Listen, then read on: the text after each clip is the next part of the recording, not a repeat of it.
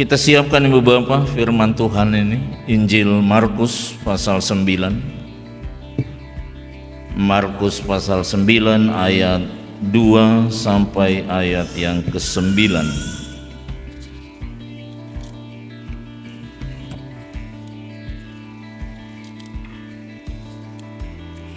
Kita berdoa sebelum firman Tuhan diberitakan. Mari berdoa. Ya Roh Kudus, terangilah hati dan pikiran kami, agar kami memahami firman-Mu dan hidup sesuai kehendak-Mu. Berfirmanlah ya Tuhan, karena kami siap untuk mendengarnya. Kami memohon doa dan pengharapan kami di dalam nama Tuhan Yesus Kristus. Amin. Markus 9 ayat 2 sampai 9 yang diberi judul Yesus dimuliakan di atas gunung. 6 hari kemudian Yesus membawa Petrus, Yakobus dan Yohanes dan bersama-sama dengan mereka ia naik ke sebuah gunung yang tinggi. Di situ mereka sendirian saja. Lalu Yesus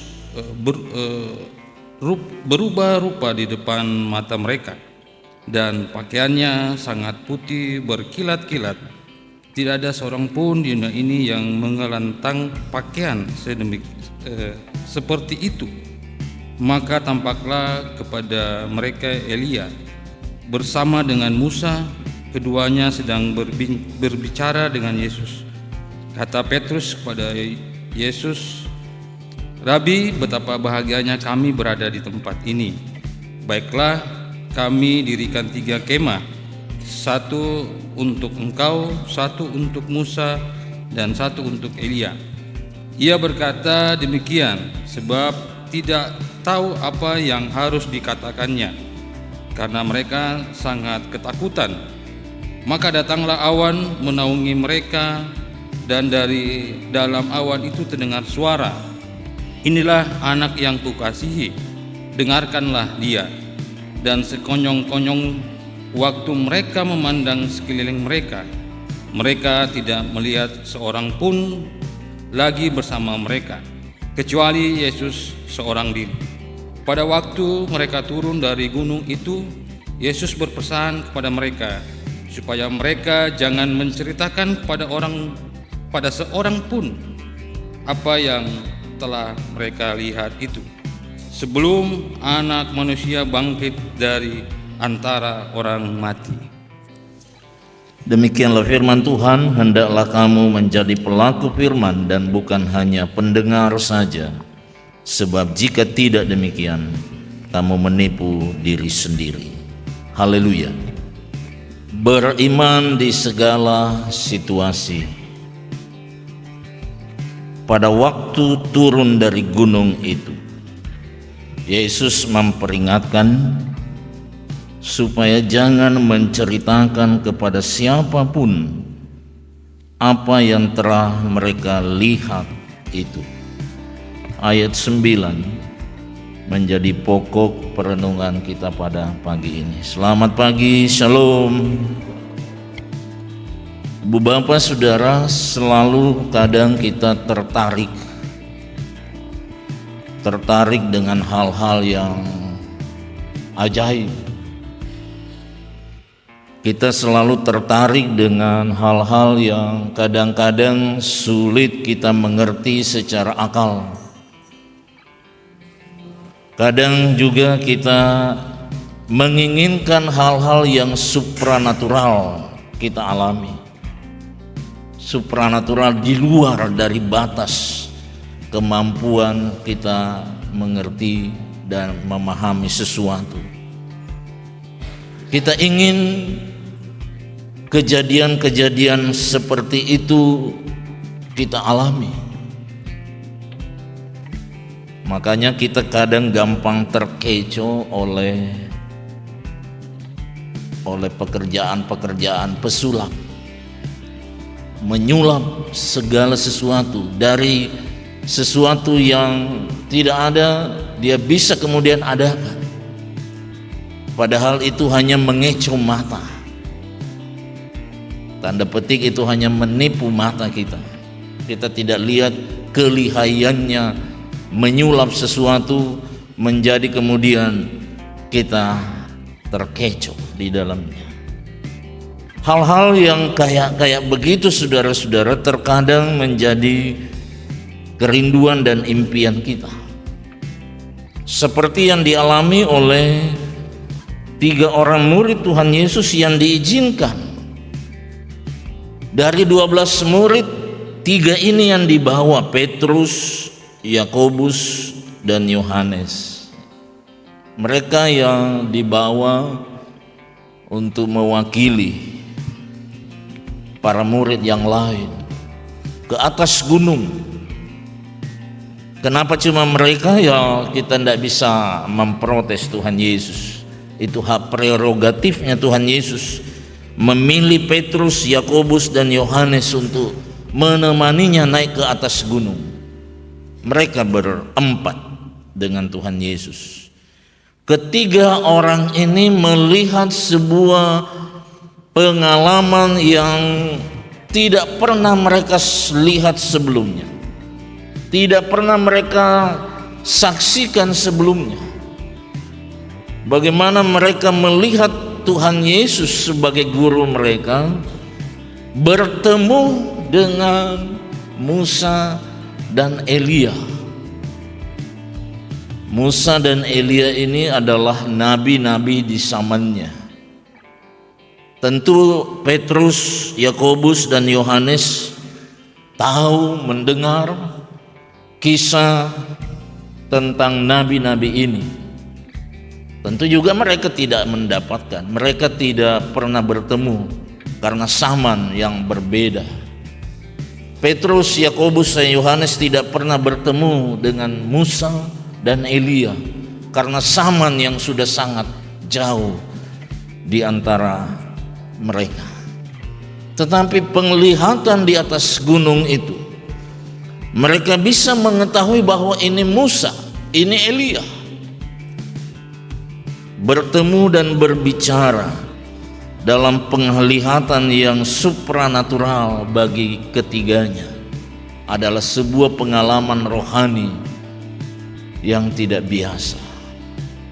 Tentu mereka saudara-saudara sangat takjub, walau bahasa Alkitab katakan ketakutan.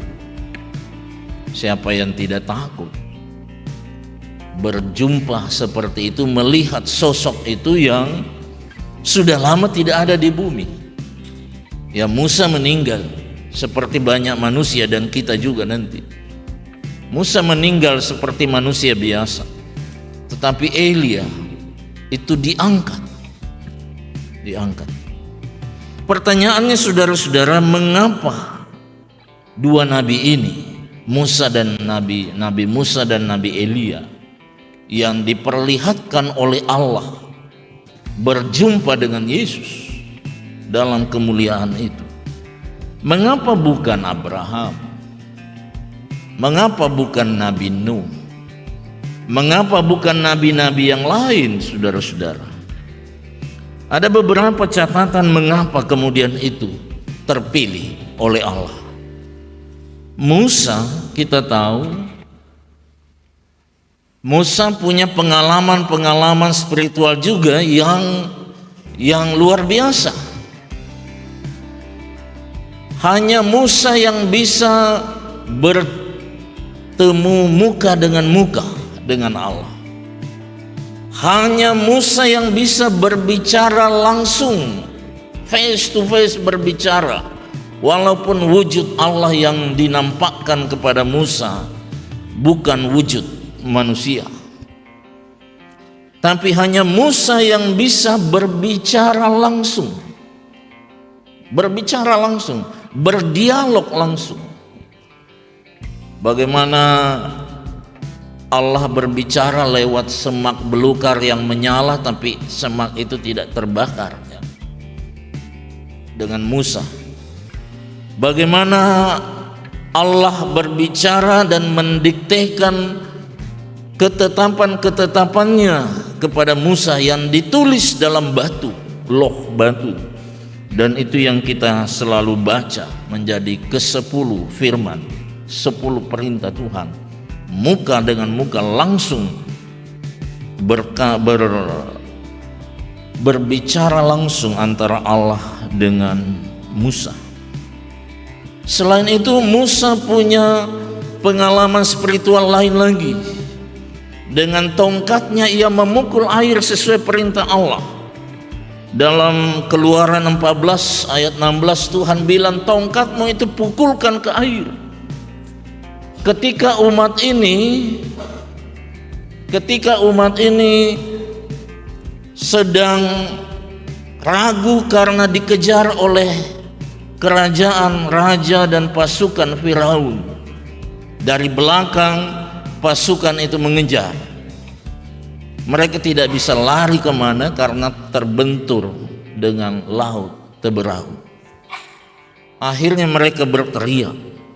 Musa pun ikut berteriak kepada Tuhan. Tuhan bilang, tongkatmu pukulkan ke air. Dan tindakan itu dilakukan oleh Musa. Laut itu kemudian terbelah, tengahnya ada kering, dan itu menjadi jalan bagi bangsa ini menyeberang untuk tidak didapati oleh pasukan kereta dari Firaun. Ini tindakan ajaib yang luar biasa, saudara, yang dinanti-nantikan banyak orang. Satu kali bertindak langsung kelihatan hasilnya. Elia juga punya pengalaman-pengalaman yang supranatural. Dalam 1 Raja-Raja pasal 17 dan juga pasal 18, dua pasal itu menjelaskan 3 tindakan supranatural yang dilakukan oleh Elia dan diizinkan oleh Allah. Salah satunya, Elia bilang, hujan dan embun tidak akan turun ke bumi ini kalau tidak kukatakan. Ya, hujan dan embun. Jangankan hujan, embun pun tidak membasahi bumi setiap pagi kalau Elia tidak mengatakannya. Dan itu terjadi, saudara. Terjadi selama 3 tahun lamanya. Embun dan hujan tidak turun ke bumi karena perkataan Elia. Itu tindakan yang ajaib yang langsung terjadi. Dan 3 tahun kemudian dalam peristiwa yang lain, Elia kemudian mengeluarkan pembicaraannya, mencabut itu, dan kemudian hujan turun setelah Elia mencabut perkataannya. Elia juga dalam 1 Raja-Raja 17 ayat 23, dia bisa menghidupkan kembali seorang anak yang sudah mati, anak seorang janda di Sarfat, sudah meninggal, rohnya sudah terlepas dengan tubuhnya, tetapi Elia bisa mengembalikan roh anak ini kembali ke dalam tubuhnya. Hidup lagi ini anak.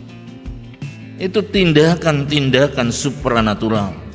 Karena itu mengapa Nabi Musa dan Nabi Elia yang diizinkan Allah bertemu dalam kemuliaan itu dengan Tuhan Yesus dan disaksikan oleh murid-murid ini. Dalam penglihatan itu, saudara, apa yang Tuhan Yesus katakan kepada ketiganya? Tuhan bilang, ketika turun gunung, pada waktu turun dari gunung itu, Yesus memperingatkan mereka agar supaya mereka tidak menceritakan kepada siapapun apa yang mereka lihat itu. Kenapa? Ya, karena ini penglihatan supranatural. Tidak usah kau bicara, nanti kau dibilang membual. Tidak ada orang mau percaya. Cukuplah kamu bertiga saja sebagai pengalaman spiritual pribadimu sendiri. Tidak usah bersaksi di mana-mana, karena tidak ada orang yang akan percaya.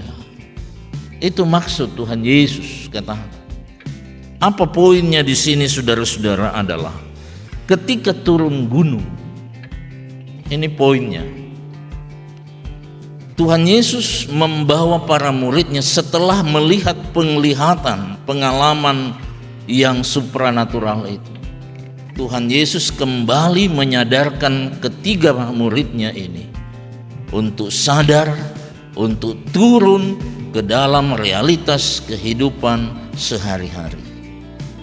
Artinya para murid tidak usah terlalu memimpikan dan merindukan selantiasa hal-hal yang supranatural dalam kehidupan ini. Jangan kita nanti beriman kalau merasakan hal-hal yang supranatural, seperti godaan, cobaan iblis kepada Tuhan Yesus. Berdiri kau di bubun rumahmu, jatuhkan dirimu ke atas. Ada 12 meter di atas ini. Coba jatuh. Hal-hal supranatural akan terjadi pada dirimu. Barulah kita mau beriman kalau kita mengalami hal-hal supranatural seperti itu. Turun gunung artinya saudara, kita harus menyadari bahwa dalam realitas pribadi keseharian kita mengalami hal-hal yang sebenarnya ajaib, meskipun itu hal yang biasa-biasa saja. Kalau tadi saudara-saudara berangkat mau ke gereja ini, mau berangkat dari rumah ke gereja ini sedang hujan, lalu kemudian berhenti hujan, itu hal biasa Allah bekerja dalam diri kita. Hal biasa diizinkan tidak hujan, diizinkan berhenti hujan. Kalau hal-hal biasa kita alami, kita di jalan raya kemudian mengalami kemacetan, tidak usah kita terganggu dengan kemacetan, nikmati saja kemacetan. Tidak usah menggerutu dengan kemacetan. Mungkin Allah sengaja memperlambat perjalanan hidup kita karena di matanya ada ancaman potensi yang bisa menerpa kita di depan. Kalau tidak macet, mungkin kita lebih duluan dan terkena pohon tumbang misalnya di depan.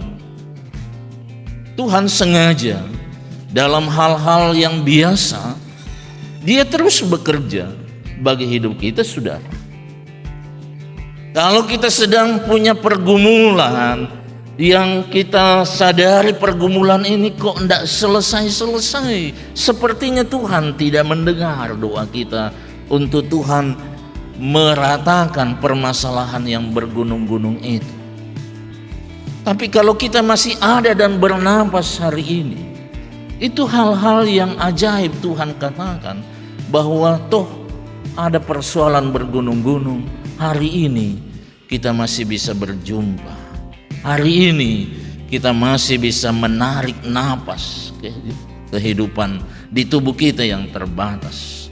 Di situ ada hal-hal keajaiban Tuhan, walaupun itu hanya biasa-biasa saja dalam hidup ini. Kita harus beriman, saudara, dalam segala situasi kita percaya bahwa keajaiban Tuhan bukan hanya pada tindakan yang supranatural di luar logika kita berpikir, tapi keajaiban Tuhan juga terjadi dalam keseharian kita, dalam susahnya mencari penghidupan. Toh kita masih bisa menikmati sesuap makan, meneguk secangkir air kehidupan, dan di dalam sesuap secangkir itu ada rohnya yang memberi kekuatan bagi hidup kita dalam segala hal-hal yang biasa.